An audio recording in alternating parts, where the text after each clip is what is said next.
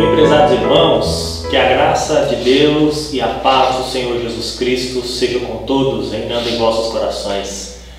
Eu quero louvar a Deus por mais esta oportunidade que o Senhor nos concede de estarmos estudando mais uma lição da Escola Bíblica Dominical. Hoje, a lição de número 2 da Revista dos Adultos. Hoje, dia 12 de abril de 2020, domingo chamado de Páscoa, domingo de Páscoa. Que alegria! Jesus Cristo morreu e ressuscitou ao terceiro dia.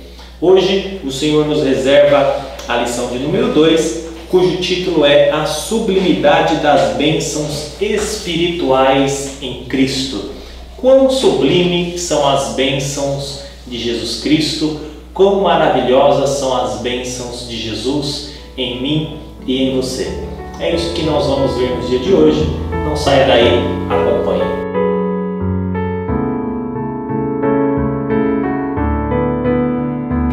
Glória a Deus. Jesus é muito sublime. Jesus nos dá bênçãos e mais bênçãos espirituais, assim, no seu nome, para que nós sejamos mais felizes, sendo um com Ele. É isso que nós veremos na aula de hoje, meus irmãos. O texto áureo da nossa lição diz assim: Bendito o Deus e Pai de nosso Senhor Jesus Cristo, o qual nos abençoou com todas as bênçãos espirituais nos lugares celestiais em Cristo Jesus. Efésios 1:3. A verdade prática: Deus nos elegeu em Cristo antes da fundação do mundo, para que desfrutássemos das bênçãos espirituais. Desfrutar das bênçãos espirituais é uma riqueza que somente o povo de Deus pode receber. A nossa leitura bíblica em classe se encontra em Efésios, capítulo 1, dos versos 3 e 4 e os versos 9 a 14. Os irmãos podem acompanhar comigo em suas Bíblias, em suas lições, esses versículos. Diz assim o primeiro: Bendito Deus, o Deus e Pai de nosso Senhor Jesus Cristo, o qual nos abençoou com todas as bênçãos espirituais nos lugares celestiais em Cristo, como também nos elegeu nele antes da fundação do mundo, para que fôssemos santos e irrepreensíveis diante dele em amor, descobrindo-nos o mistério da sua vontade, segundo o beneplácito que propusera em si mesmo, de tornar a congregar em Cristo todas as coisas, na dispensação da plenitude dos tempos, tanto as que estão nos céus, como as que estão na terra. Nele, digo, em quem também fomos feitos herança, havendo sido predestinados conforme o propósito daquele que faz todas as coisas, segundo o conselho da sua vontade, com o fim de sermos para louvor da sua glória, nós, os que primeiro esperamos em Cristo, em quem também vós estáis, depois que ouvistes a palavra da verdade, o evangelho da vossa salvação, e tendo nele também crido, foste selado com o Espírito Santo da promessa, o qual é o penhor da nossa herança, para a redenção da possessão de Deus, para louvor da sua glória. Amém. Tendo lido o texto, façamos uma breve oração. Senhor Deus, maravilhoso Pai, nós queremos te glorificar por mais um dia a qual o Senhor nos concede da sua graça. Queremos rogar o teu favor, queremos rogar a tua bênção, queremos rogar a tua misericórdia, para que o Senhor venha sobre nós aqui nesta hora, tanto os teus filhos que estão ensinando, como aqueles que estão aprendendo a palavra de Deus. Se conosco, Jesus, mais uma vez, pois nós precisamos, Senhor, da unção do alto, da graça do Senhor, para que nós possamos expor a sua palavra e essa revista, para que o teu povo seja edificado por meio da sua palavra. Se conosco mais uma vez é o que te pedimos em nome de Jesus. Amém. Amém, meus irmãos. Vamos adentrar a nossa lição, mas antes aqueles recados paroquiais que são bastante importantes. Lembre-se que na descrição desse vídeo nós temos os nossos slides que nós produzimos e que você, ao clicar no link da descrição do vídeo, você pode acessar esses slides ou baixar este conteúdo para que possa acompanhar também a exposição das aulas junto com a sua Bíblia, com a sua lição e o complemento que é esses slides. Não esqueça também, meus irmãos, de se inscrever no canal ADI Setor São Luís, ADI Setor São Luís no nosso YouTube. Quero lembrar que não é somente durante o período de coronavírus, desta pandemia, que nós vamos estar postando os vídeos no YouTube. Nós vamos postar os vídeos ainda depois que nós voltarmos todas as atividades todas as atividades normais da igreja. Então, não deixe de se inscrever. Semanalmente nós teremos conteúdos exclusivos para que os irmãos possam acessar. Aulas, pregações, palavras, testemunhos, entrevistas, entre outras coisas. Então, se inscreva, porque a sua inscrição é a garantia que você vai receber as notificações assim que os novos vídeos saírem neste canal. Então, nos acompanhe também no Facebook, no nosso Instagram, e você estará bastante informado acerca das nossas atividades aqui no setor, não só na igreja local, mas em todo o setor Jardim São Luís. Tendo dito isso, vamos à nossa lição de número 2, a sublimidade das bênçãos espirituais em Cristo Jesus. Meus irmãos, a obra de Jesus, a obra que ele realizou na cruz do Calvário, é algo extraordinário. Não somente a obra que Jesus efetuou aponta para algo celestial. Não é somente isso. Aquilo que Jesus realizou é algo que flui a partir de nós agora e jorra para a vida eterna. É uma coisa que é instantânea. A partir do momento que um homem recebe a salvação do alto, este passa a ser a morada do Espírito Santo de Deus, e este passa a ser alguém especial da parte de Deus, o qual tem dentro de si um manancial de glória e de bênção através do Espírito Santo que lhe é concedido. A obra de Jesus, ela aponta para infinitas bênçãos espirituais. Lógico, nós temos muitas bênçãos materiais e nós reconhecemos que o Senhor tem nos dado, mas especificamente nesta aula e especificamente no texto lido da nossa leitura bíblica em classe, nós queremos destacar as bênçãos espirituais que o Senhor Jesus nos deu. A maior novidade é que passamos a ser visto não como um pecador. A partir do momento que Jesus nos salva, nós deixamos de ser vistos como pecadores e nós passamos a ser vistos como justos, como pessoas justificadas diante de Deus, como pessoas que foram revestidas pelo próprio Deus com vestes brancas e vestes de justiça. O poder que o Espírito Santo desenvolve na vida cristã ou na vida daquele que aceita Cristo como Salvador é uma obra de salvação extraordinária, a qual nós falamos em algumas lições passadas. O selo que o Espírito Santo nos dá nos mostra quanto Deus é carinhoso em não nos deixar sós depois da ascensão de Jesus Cristo. Então, isso aponta completamente para uma redenção que é completa, uma redenção que não tem falhas, uma redenção que não precisa de nenhum retoque para ser perfeita.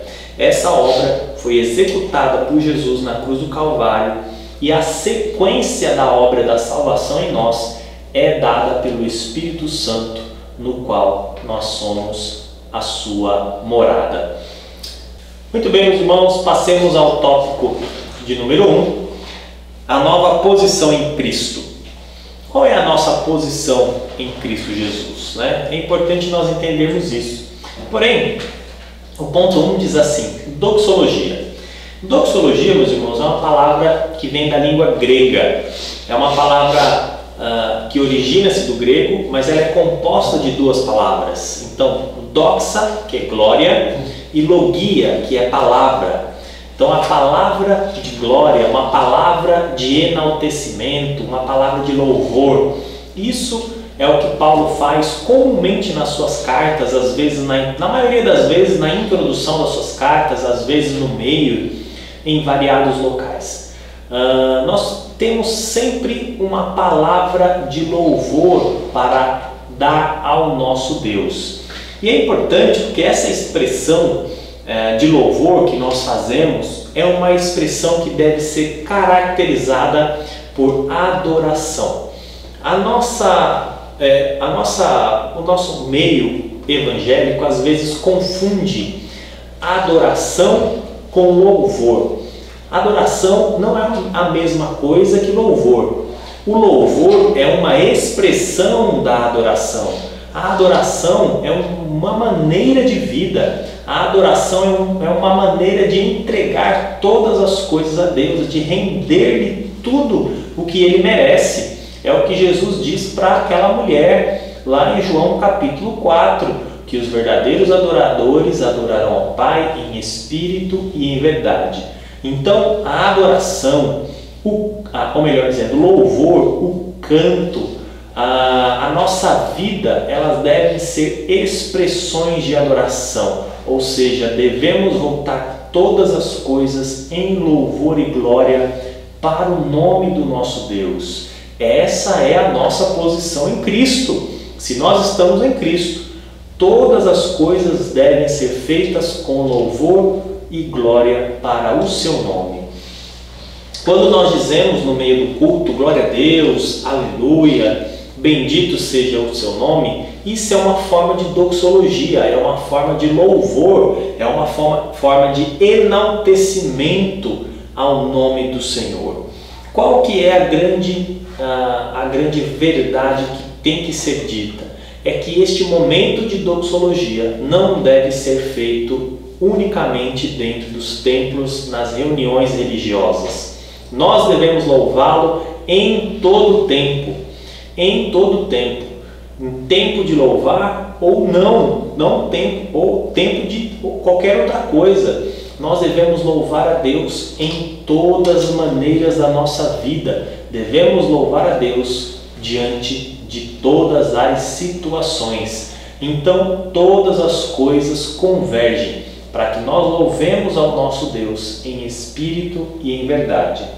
Esta é a verdadeira doxologia.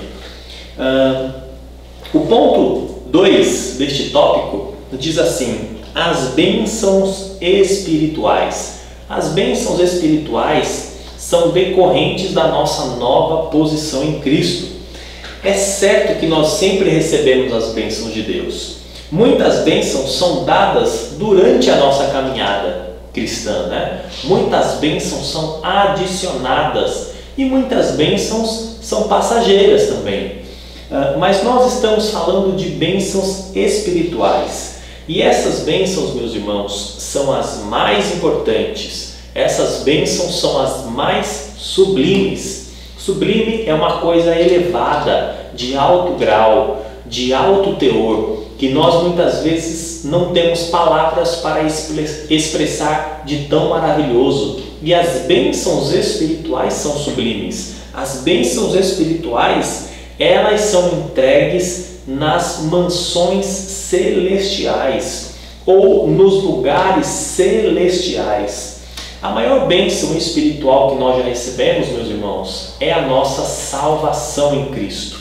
A nossa salvação é a maior bênção que o Senhor tem concedido a nós. Essa é a maior bênção espiritual que nós poderíamos receber. Mas, em decorrência dessa bênção que é a salvação, nós temos inúmeras outras bênçãos, nós temos inúmeros outros fatores que nos fortalecem e nos dão graça ao longo da caminhada cristã. Mas essas bênçãos espirituais, eu quero reiterar, são as mais importantes, são indispensáveis na carreira cristã. Além disso, o Espírito Santo, que nos consola em todo tempo, que é o próprio Deus nos abençoando, o Espírito Santo sendo Deus, a terceira pessoa da Trindade, ele em tempos de dificuldades, em tempos de lutas, em tempos de paz, em tempos de vitória, ele sempre está conosco. Isso é uma riqueza insondável. Esta é a bênção maior que nós podemos ter, o Espírito Santo de Deus na nossa vida, assim como a salvação do Senhor. Veja quão grandes maravilhas o Senhor Deus fez por nós, ainda sendo nós pecadores. Não importa, meus irmãos, não importa onde estejamos, não importa aquilo que façamos, o Espírito Santo de Deus está conosco. O Espírito Santo de Deus está com o seu povo. Nós vivemos um momento muito característico. Nós vivemos um momento em que nós não podemos fazer as nossas reuniões nos templos religiosos, mas o Espírito Santo de Deus ainda continua com a igreja.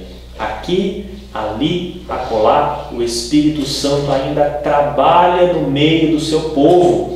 Não é porque nós não estamos nos reunindo que Deus não está trabalhando, mas Ele trabalha o tempo todo, Ele trabalha em todo momento, e nós confiamos no seu trabalhar, nós confiamos na sua palavra. Muito bem, meus irmãos, passemos para o ponto de número 3, que diz respeito à nova condição. É importante nós fazermos aqui neste tópico uma retrospectiva daquilo que o pecado fez em nós. O pecado, que é a condição do velho homem, ele se estende a todo o ser humano por meio do pecado de Adão. O pecado de Adão é um flagelo porque ele toma toda a humanidade. Romanos vai dizer que todos pecaram e destituídos estão da glória de Deus. O pecado, ele é intenso e ele é extenso. Ele é intenso porque ele é profundo. Ele vai em lugares que nós não imaginamos. Ele toca em lugares que nós jamais poderíamos tocar naturalmente. E ele é extenso. Todas as áreas da nossa vida é tocada pelo pecado. Todas as áreas da nossa vida é tocada através desta maldição que é o pecado. E é importante dizer que nós só alcançamos esta nova posição a partir do momento que Jesus realiza esta obra na cruz do Calvário. A partir do momento que Jesus realiza esta bênção maior, que foi dar a sua vida em lugar de muitos pecadores. Somente a partir deste momento é que nós podemos regressar e voltar até a pessoa de Adão, no momento ainda que ele não havia pecado, e ser novamente como ele era. Veja que maravilha é sermos lavados e remidos pelo sangue do Cordeiro. É através da obra de Jesus que ele nos tira das trevas e nos faz caminhar na luz. É a partir da obra de Jesus que ele nos concede ricas bênçãos espirituais. Mais uma vez eu quero ratificar que as bênçãos espirituais só podem ser dadas àqueles que uma vez provaram do sangue de Jesus e foram resgatados pelo teu santo e bendito nome. Somente através dele é que nós temos acesso a estas bênçãos, ricas bênçãos espirituais. E por fim, o velho homem, ou o homem pecador, ele jamais, de maneira alguma, ele pode ter acesso às bênçãos de Deus. Ao pecador só compete uma coisa: o pecado. Ao pecador só compete condenação. Ao pecador só compete destruição. De maneira nenhuma as bênçãos de Deus podem ser desfrutadas por aqueles que ainda não provaram a salvação de Jesus. Isso é totalmente impossível. Isso é totalmente sem medida. Somente através de Cristo, da obra salvadora de Cristo, que Ele morreu e ressuscitou para nos regenerar, para nos transformar, para nos salvar, é que nós temos acesso a estas bênçãos. Cristo, Ele é o mediador e o caminho que nos leva até Deus. Por isso que Paulo diz nos versículos 10, no versículo 12, que é em Cristo. Somente aqueles que estão em Cristo podem ter acesso a estas ricas bênçãos espirituais.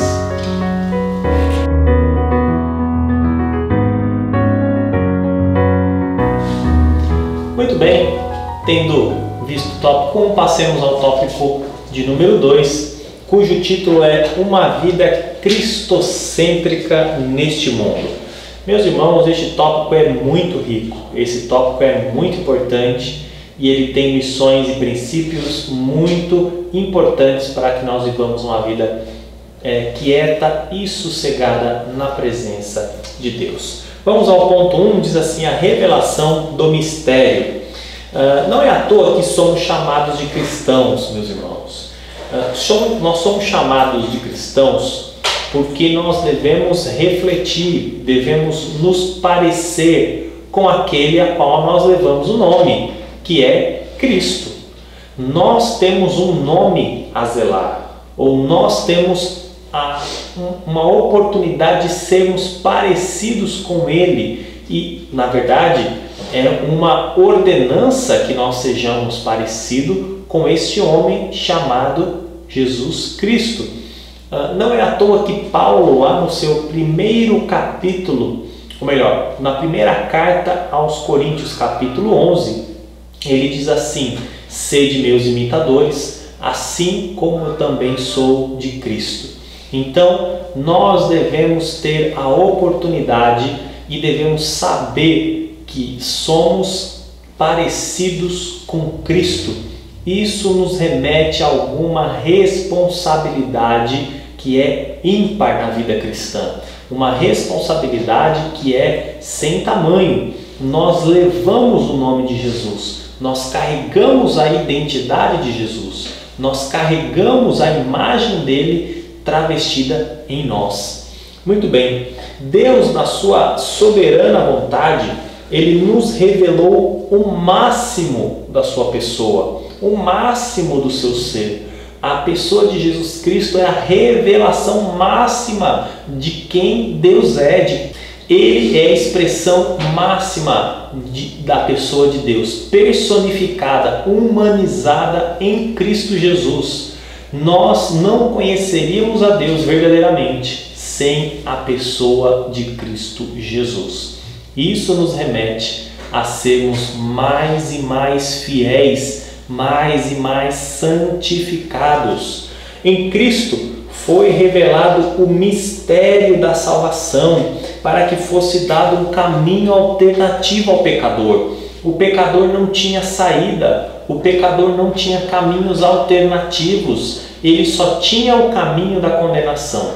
Agora não, Deus nos dá a oportunidade da salvação, Deus nos dá o caminho da salvação, Deus nos abre uma porta que é Cristo, uma porta que é a porta das ovelhas, aquela porta onde só passa aqueles que são chamados pelo sumo pastor. Então veja que maravilha é estarmos debaixo da graça de Deus, pois o maior mistério da terra é revelado na pessoa de Jesus Cristo, para que Ele tenha a preeminência entre nós. Veja o que está escrito lá em Colossenses, meus irmãos. Abra suas Bíblias em Colossenses e temos um texto bastante interessante lá em Colossenses para nós analisarmos. Colossenses capítulo 1 e o verso 16 e 20. Colossenses capítulo 1, verso 16 e verso 20.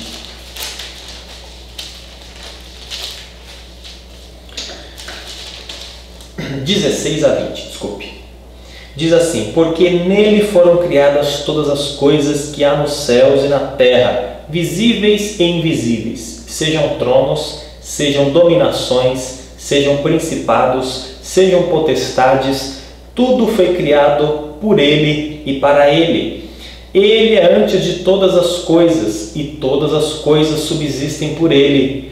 Ele é a cabeça do corpo da igreja, e o princípio e o primogênito dentre os mortos, para que em tudo tenha a preeminência. 19. Porque foi do agrado do Pai que toda a plenitude nele habitasse, e havendo por ele feito a paz pelo sangue da sua cruz, por meio dele, reconciliasse consigo mesmo todas as coisas, tanto as que estão na terra, como as que estão nos céus. Então, Jesus é preeminente de todas as coisas. Ele detém todas as coisas nas suas mãos. Isso porque, meus irmãos, nós estamos acostumados a dizer que Jesus Cristo só veio para salvar os pecadores. Jesus, é verdade, veio para salvar todo e qualquer pecador. Porém, a extensão da sua obra consumada na cruz do Calvário vai além. Ele não veio somente para os pecadores, mas ele veio para salvar toda uma criação, todo um sistema que no início foi criado por Deus e depois o pecado foi corrompido. Nós não somos a única ou o único destino da obra de Jesus Cristo, mas nós, juntamente com o mundo, juntamente com todas as coisas criadas, sofremos sim o impacto desta obra de Jesus Cristo realizada na cruz do Calvário. E este mistério só pode ser revelado em Jesus Cristo. Lógico, em parte conhecemos, em parte esse mistério ainda prevalece oculto, mas naquele grande dia o Senhor revelará a todos nós. Passemos ao ponto 2, dito a plenitude dos tempos. Quando nós falamos de Jesus, meus irmãos, a maior pregação de Jesus foi acerca do reino de Deus. O reino de Deus foi a maior pregação que Jesus nos fez enquanto estava caminhando por essa terra. Esse reino, ele tem um aspecto atemporal, porque ele começa daqui e ele se começa em Jesus Cristo, atravessa toda a história e é algo que vai para além da nossa compreensão, tanto temporal quanto nossa compreensão física de todas as coisas. O reino de Deus é algo fenomenal, algo que não tem dimensão, algo que não pode ser calculado, tamanha a sua extensão. E este reino tem um Senhor. O Senhor deste reino é Jesus.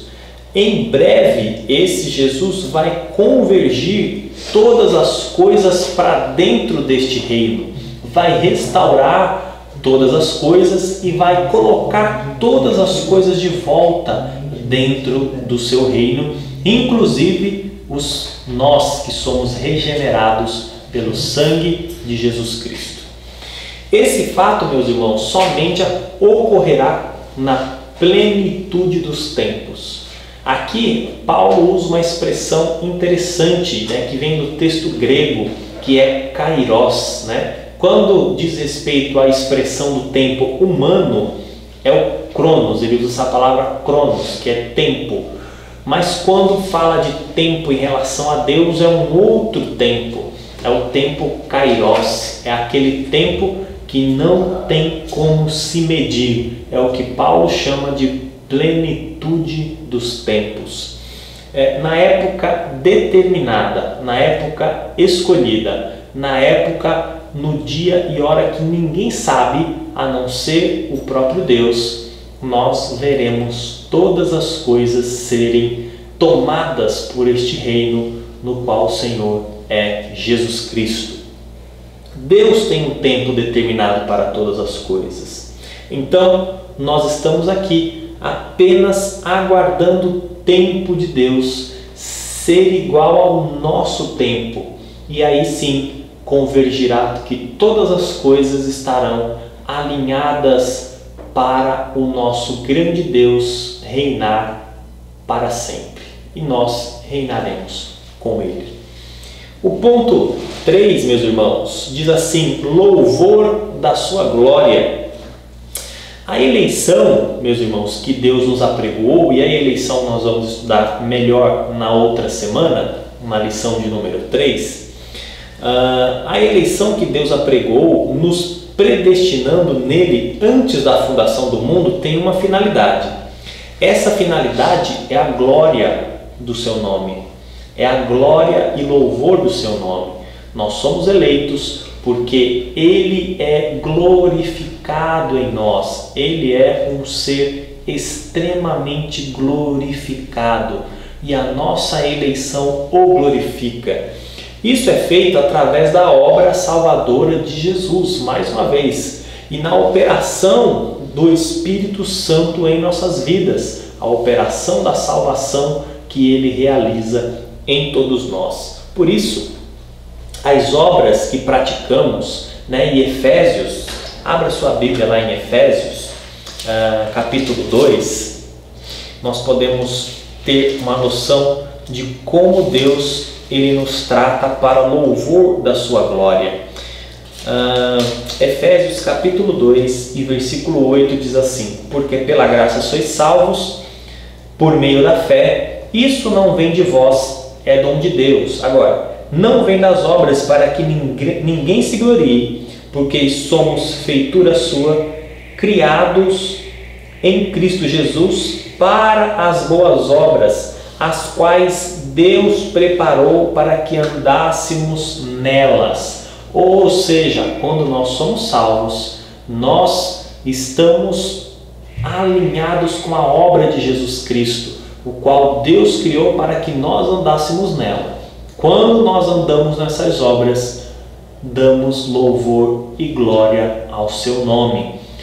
Esta é a razão da nossa salvação, esta é a razão de nós sermos alvos do poder do Espírito. Por último, meus irmãos, não menos importante, dentro deste tópico, o louvor da sua glória, nós precisamos falar de algo moderno, algo que está acontecendo nos nossos dias atualmente. Nós temos visto um problema muito sério na igreja do século XXI, não só no Brasil, mas em outros países também, que é conhecido como cristianismo nominal. O que é o cristianismo nominal? São aquelas pessoas que se professam cristãs, se professam evangélicas, mas eles não se comportam de maneira tal. Dentro da igreja eles têm uma vida religiosa, mas fora da igreja eles têm uma vida de ímpio. Dentro da igreja eles têm uma vida de santificação, mas fora da igreja eles se comportam como uma pessoa perdida, como uma pessoa que nunca provou dos caminhos do Senhor. Isso tem sido muito comum nos dias de hoje. Tem pesquisas acerca deste assunto, estudos acerca deste assunto, e nós vemos que isso tem acontecido muito na Europa, nos Estados Unidos, e tem chegado no Brasil com uma força muito grande. Parece que a influência de Cristo nas nossas vidas, ela se restringe apenas às quatro paredes. Quando nós estamos do lado de fora, nós não somos mais a igreja. Parece que a igreja agora tem virado templo e não mais aqueles em quem habita o Espírito de Deus. Parece que a igreja agora não é mais o povo, mas a igreja só é as quatro paredes da edificação chamada templo. Então, meus irmãos, este tópico, ele nos remete a pensar que a igreja sou eu, é você. A igreja é santificada, a igreja é separada, a igreja é livre das amarras do pecado para louvor e glória do nome do Senhor. Este sou eu, este é você, este somos nós na presença de Deus. Não há como nós fazermos o nosso trabalho, o nosso lazer, nossos compromissos familiares apontarem para o pecado. Tudo na nossa vida deve apontar para Cristo.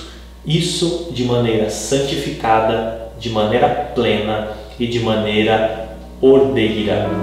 Este é o povo de Deus.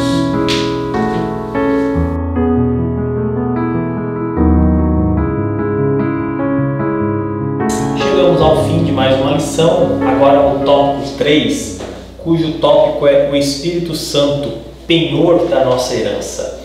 Por que ele é o penhor da nossa herança? Primeiro, o selo do Espírito Santo. Nós bem sabemos, meus irmãos, que a partir do momento que nós fomos salvos pelo poder de Cristo Jesus, nós recebemos o Espírito Santo, nós nos tornamos a morada do Espírito Santo. E o Espírito Santo, ele nos é dado como um selo. Um selo, naquela época, naqueles dias de Jesus, é como uma marca de identificação, é uma marca de propriedade exclusiva. Quando alguma coisa estava selada, provavelmente ela estava selada com algum tipo de desenho, algum tipo de emblema que identificava imediatamente quem era o seu dono. Este é o mesmo princípio que se aplica a nós. Nós fomos selados pelo Espírito para nós sabermos e para outras pessoas saberem que nós temos um dono, que nós temos um resgatador, que nós temos alguém que vive por nós, porque Ele morreu e ressuscitou, nos deu a sua vida para que nós vivêssemos e agora nós entregamos a nossa vida a Ele para que nós possamos viver também. Assim é o crente que foi salvo por Jesus. Ele tem o Espírito Santo como um selo sobre si, como uma marca sobre si. Aliás, quem aplica toda a obra da salvação na vida do crente, lembra que nós falamos em outra aula, a graça, a fé, a adoção, a justificação, a santificação, tudo isso quem aplica na vida do crente não é ninguém mais, ninguém menos do que o Espírito Santo. É Ele que faz todas as coisas convergirem para que nós sejamos salvos. É Ele que trabalha no interior do crente, limpando o crente de todo e qualquer mal, de todo e qualquer pecado, fazendo e realizando a obra da salvação em nós. É através do Espírito Santo que nós temos um relacionamento vivo e verdadeiro com o Pai e com o Filho. É o Espírito Santo que nos leva à oração, é o Espírito Santo que nos leva ao jejum, à consagração, ou seja, o Espírito nos motiva, nos incentiva e nos move a estarmos em comunhão com Deus o tempo todo. O Espírito Santo é maravilhoso. Sem o Espírito Santo no meio da igreja, a igreja não é nada. Sem o Espírito Santo no meio da igreja, a igreja não pode realizar qualquer trabalho, pois está fadada ao fracasso. É o Espírito Santo que convence o pecador do seu pecado. É o Espírito Santo que realiza a obra da salvação na vida do pecador. Ou seja, sem o Espírito Santo, a igreja não vai adiante. E por fim, o último tópico, o ponto de número 2, diz assim: o penhor da nossa herança, porque o Espírito Santo é um penhor dado pelo próprio Deus a nós. Isso nos remete a uma pergunta, por exemplo, qual é a garantia que nós temos de que Jesus vem buscar a sua igreja? Qual é a garantia que Jesus dá que Ele voltará? Nós temos uma garantia? Sim, a resposta é um grande sim. Nós temos uma garantia. A garantia é o próprio Espírito Santo. O Espírito Santo, ele é o penhor da nossa herança. Ele é a garantia de que Jesus vai voltar para buscar a sua igreja. Que coisa gloriosa! Nós temos uma firme garantia de que o Senhor vai vir para buscar a sua igreja, para arrebatar a sua igreja e para levar a sua igreja aos altos céus. Inclusive, no próprio arrebatamento, é o Espírito Santo que vai elevar a igreja para encontrar Cristo nos ares. Ou seja, o Espírito Santo é o penhor, é aquele que foi dado como garantia. É como se fosse algo que alguém coloca, algo de valor, que alguém coloca num banco, que alguém coloca numa joalheria em exposição para ter uma garantia de um pagamento futuro. Esse é o Espírito Santo.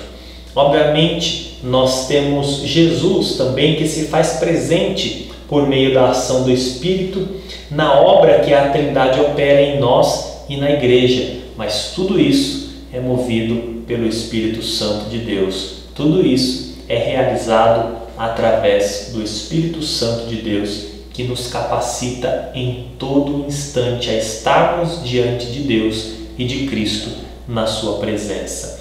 Veja que glorioso, veja que maravilhoso. Então, meus irmãos, concluindo a aula de hoje, nós devemos saber que as bênçãos de Deus, as bênçãos são dadas a nós por tão sublimamente que nos faltam palavras para expressar o tamanho do amor de Deus em nos dar tamanhas bênçãos.